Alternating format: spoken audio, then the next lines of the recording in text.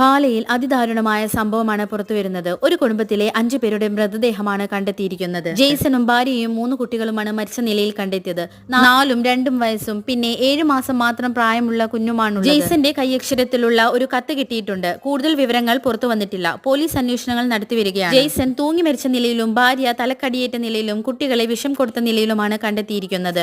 നാട്ടുകാരുടെ വാക്കുകൾ ഇങ്ങനെയാണ്: വളരെ സന്തോഷത്തോടുകൂടി കഴിയുന്ന കുടുംബമാണ്. സാമ്പത്തിക പ്രശ്നങ്ങൾ ഉള്ളതായി അറിയാം, പക്ഷേ അത് എത്രത്തോളം തീവ്രമാണെന്ന് അറിയില്ല എന്നതാണ് പറയുന്നത്. ഇന്നലെ കൂടി ജെയ്സനെ കണ്ടവരുണ്ട്.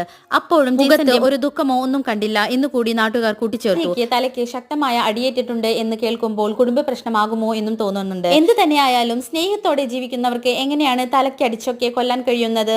അതോ ഇനി ജെയ്സനുമായി സാമ്പത്തിക ഇടപാടുകൾ ഉള്ള ആരുടെയെങ്കിലും കൈകൾ ഈ മരണത്തിന് പിന്നിലുണ്ടോ എന്നൊക്കെ അറിയാനുണ്ട്. എന്തായാലും ഏറെ ദുരൂഹത നിറഞ്ഞ കേസ് തന്നെയാണിത്. For more videos share and subscribe my channel.